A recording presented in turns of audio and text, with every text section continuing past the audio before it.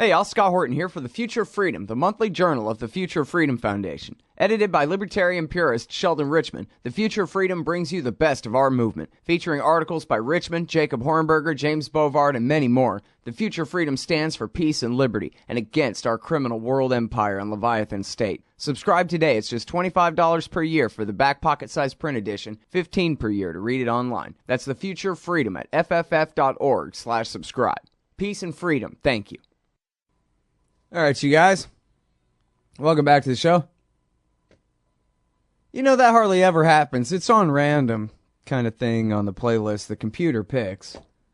But, so that's kind of nice. Playing Stiff Little Fingers for our Irish friend Ray McGovern on the phone here. Irish-American. He's a former CIA analyst for 27 years, and he is a co-founder of Veteran Intelligence Professionals for Sanity. And no, this isn't a rerun. This is a brand new interview live here today, July the 21st, 2014. Ray McGovern from raymcgovern.com and also consortiumnews.com. Welcome back to the show, Ray. How's it going? Well, the top of the morning to you, Scott. Very happy to have you here. Thank you very much for joining us. And so here's the big deal. You got this friend, Robert Perry, over there at consortiumnews.com. He's a famous journalist from Newsweek and AP back in the days of Iran-Contra and ever since, writing about them damn Republicans and the neocons especially. And he's got this place, Consortium News, and you write there too. And he has an article called What Did U.S. Spy Satellites See in Ukraine? And in this article, he cites a source that cites CIA analysts saying what? And what can you tell us about his source and what he knows and whether you know it too, etc.? Well, Scott, I can tell you this, that there are, I was going to say a handful, there are two handfuls of reputable investigative journalists left in this country. Bob Perry is at the top of that list. He quit because they wouldn't let him tell the truth. Newsweek, AP, Frontline, the whole schmear. He has his own website now. And he does not publish stuff that is frivolous. Now, we knew back last September, when the last time war loomed on the near horizon, namely a U.S. attack on Syria, we knew that some of our former colleagues in CIA disputed John Kerry when he said no fewer than 35 times on August 30th at the State Department, quote, "We know," end quote, "we know," quote, end quote, okay? "We know that it was Bashar al-Assad and the government forces that launched that chemical attack on August 21st, 9 days ago. We know," okay? Now, you don't have to be a Shakespearean scholar to be a little suspicious of people protesting too much, right? We looked at the evidence and we heard from our friends. And this is important. These were friends who weren't going to do a redux of the fraudulent intelligence served up to, quote, justify, end quote, war in Iraq in February, March. That's when it started, March 2003. So they said, no deal. We're not going to prepare an intelligence assessment for you, Kerry, to support yourself on saying we know, because we don't know, okay? We didn't know then.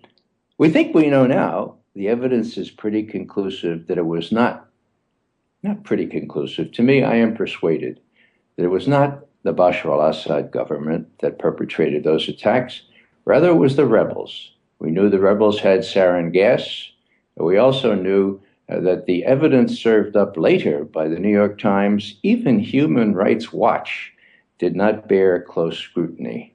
So the point here is simply that not only did my former colleagues, and I'm very proud to say this after some of the fiascos of former years, stand up to Kerry, but Kerry had to have something sui generis, something unique in my experience prepared, and that was a, quote, government assessment, end quote, bereft of any verifiable detail.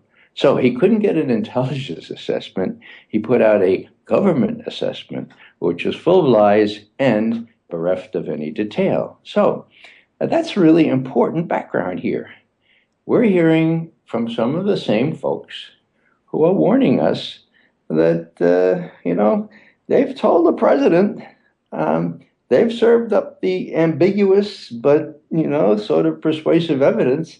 And the president has decided in his wisdom to do exactly what Reagan did back in 1983.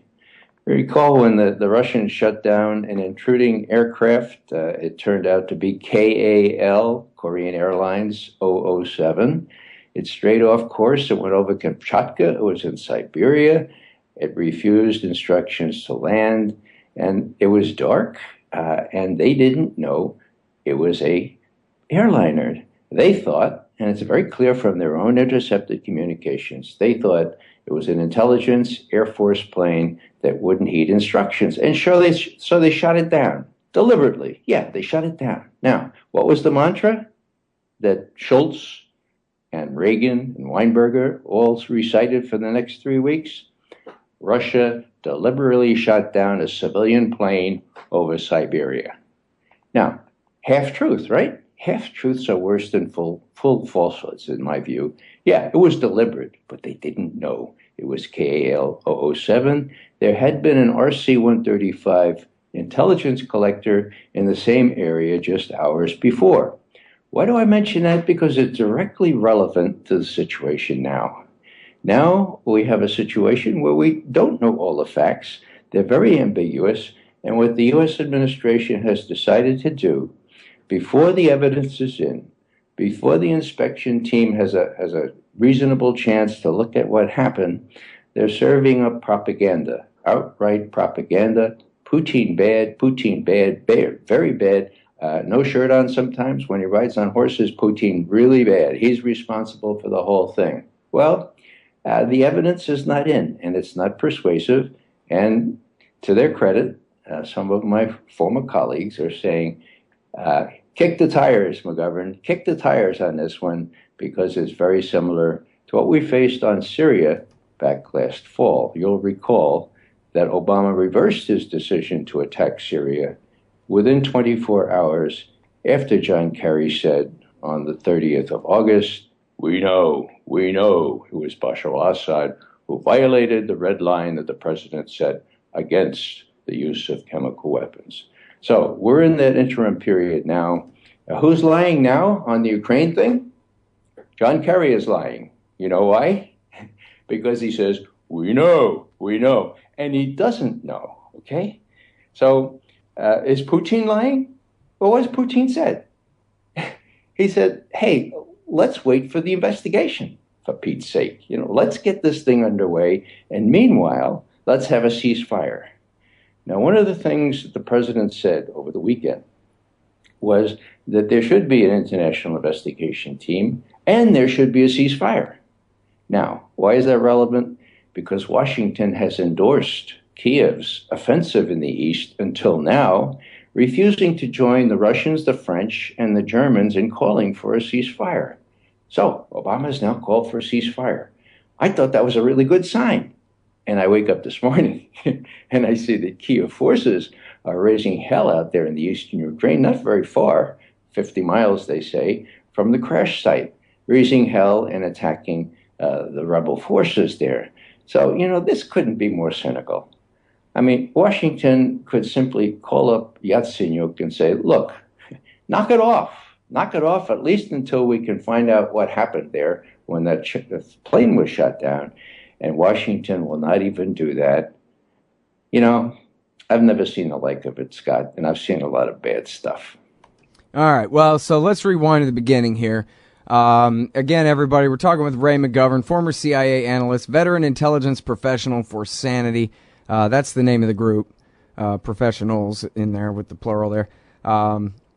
And, well, they try to truth us out of war all the time. That's basically what they do.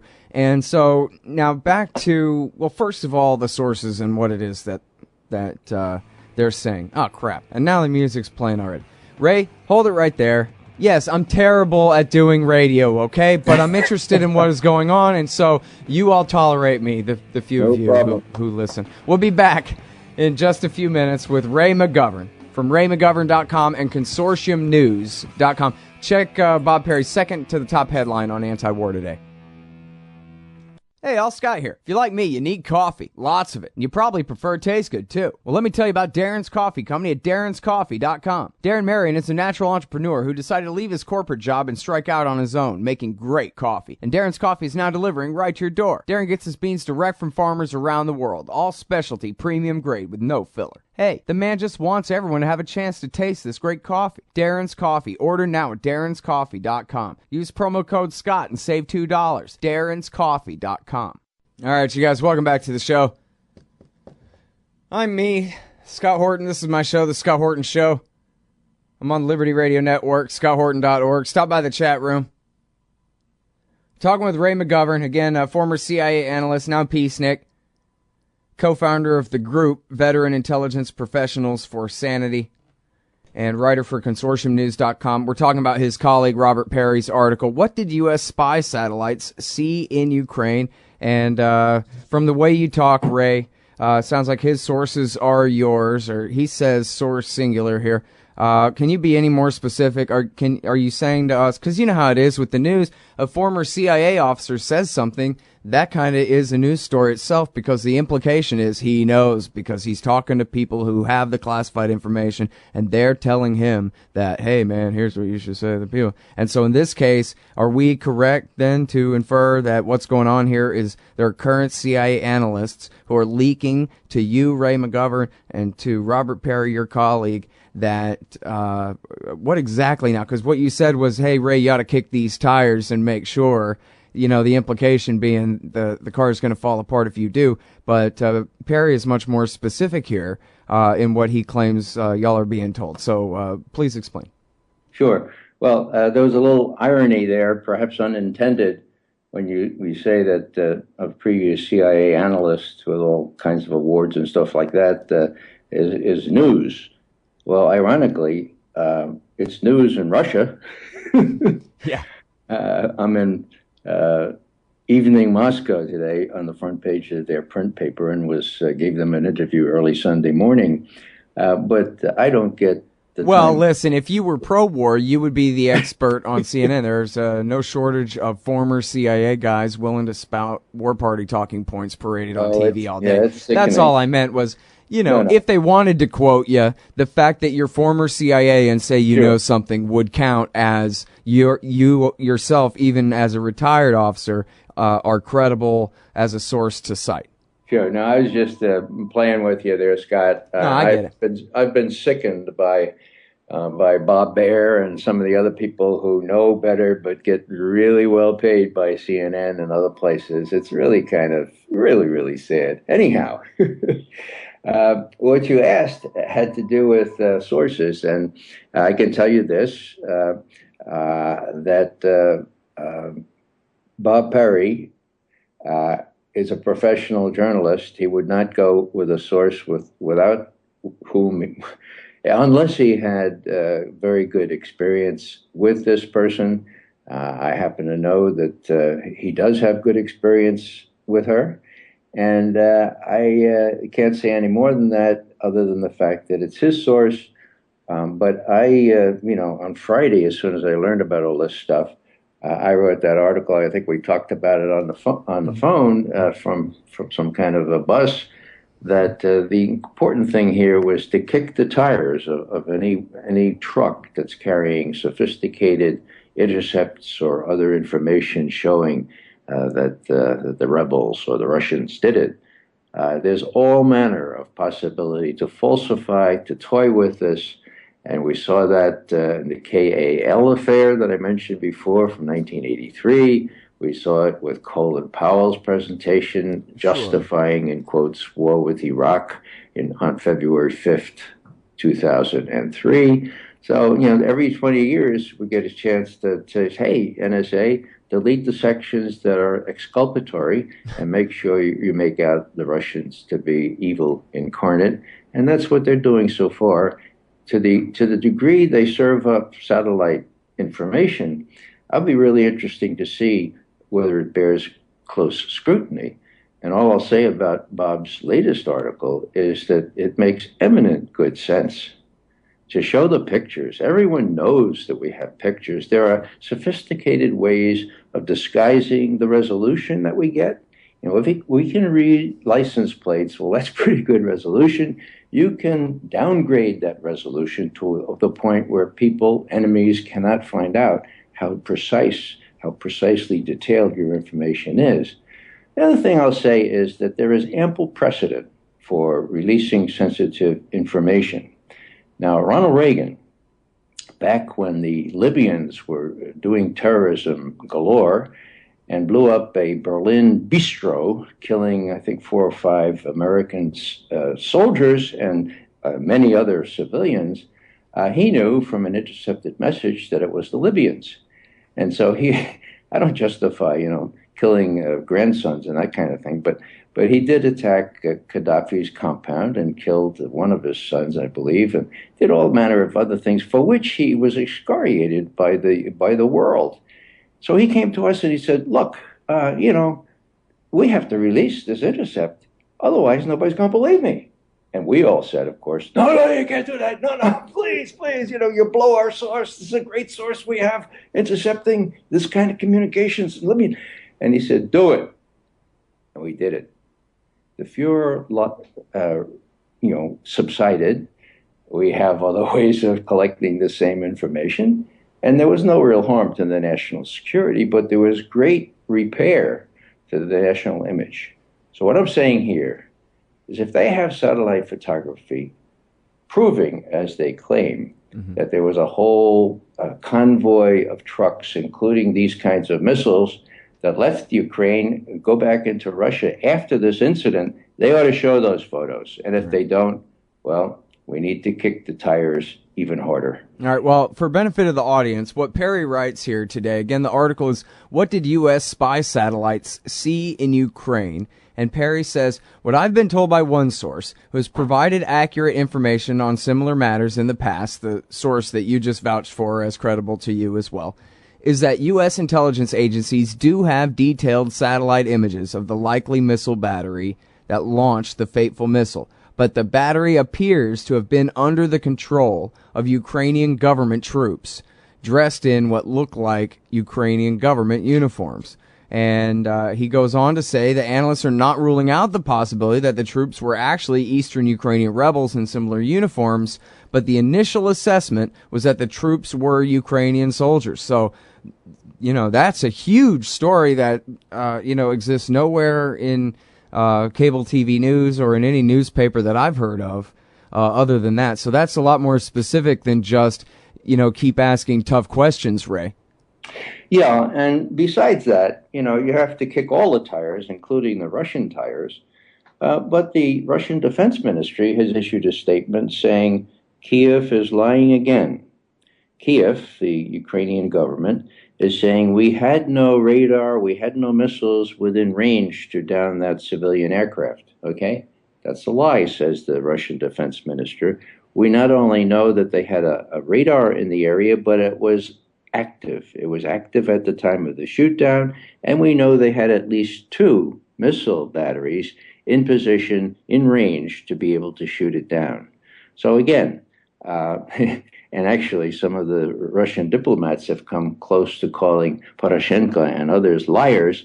What they say is that their record for telling truthful things over the last month or so is not very good, and that happens to be the truth. So you got to pick your medicine. But right now, I think the only sensible, honest answer is we don't know. Kerry doesn't know. Piling up all this evidence, he still uses a little bit of the subjunctive mood. But when you look at what he did last September, when he said on the 30th of August that 35 times we know that it was the government of Syria that did these chemical attacks, then on the 3rd of September, he goes before the Senate Foreign Relations Committee, and he says the same thing in more graphic detail. And guess what? On the 4th of September, Putin, and this is highly unusual, Putin comments on Kerry's testimony before the Senate Foreign Relations Committee the previous day on Syria, and Putin says Kerry is a liar. Now, I haven't heard Putin I can't recall any other president or prime minister of another country calling someone a liar, and particularly in these heavily charged, emotionally charged situations. So, when Putin is listening to all this stuff, he knew, and of course Lavrov and others, actually Lavrov, the foreign minister, has quoted veteran intelligence professionals for sanity, because we served up a memorandum to the president that said Kerry didn't know. We are hearing from our colleagues that it's quite the opposite. So the bottom line here is we should keep our powder dry, and my hope at least, is that the Europeans will be more sensible than Kerry. They know that Kerry is inclined to play fast and loose with the truth. So we hope that maybe they can talk some sense into Washington. Thanks very much. Ray McGovern, everybody, consortiumnews.com. Hey, y'all, Scott Horton here for wallstreetwindow.com. Mike Swanson knows his stuff. He made a killing running his own hedge fund and always gets out of the stock market before the government-generated bubbles pop, which is, by the way, what he's doing right now, selling all his stocks and betting on gold and commodities. Sign up at wallstreetwindow.com and get real-time updates from Mike on all his market moves. It's hard to know how to protect your savings and earn a good return in an economy like this. Mike Swanson can help. Follow along on paper and see for yourself. wallstreetwindow.com.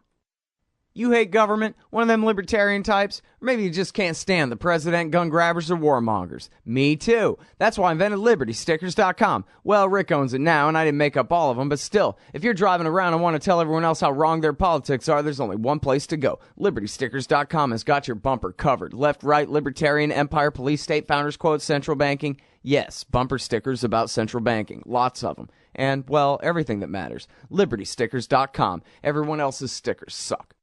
Hey, all, Scott Horton here. It's always safe to say that one should keep at least some of your savings in precious metals as a hedge against inflation. And if this economy ever does heat back up and the banks start expanding credit, rising prices could make metals a very profitable bet. Since 1977, Robertson Roberts Brokerage Inc. has been helping people buy and sell gold, silver, platinum, and palladium, and they do it well. They're fast, reliable, and trusted for more than 35 years. And they take Bitcoin. Call Robertson Roberts at 1-800-874-9760 or stop by rrbi.co. Hey, y'all, Scott Horton here, and I'm so excited about commodity discs from commoditydiscs.com. They're 1-ounce silver pieces with a QR code engraved on the back side. Scan the code with your phone and get the instant spot price. Commodity discs are paving the way forward for the alternative currency community in America and around the world. The QR code Commodity Disc. Technology has now finally made a real free market silver currency viable. And anyone who donates $100 or more to the Scott Horton Show at scotthorton.org/donate gets one free. That's commoditydiscs.com.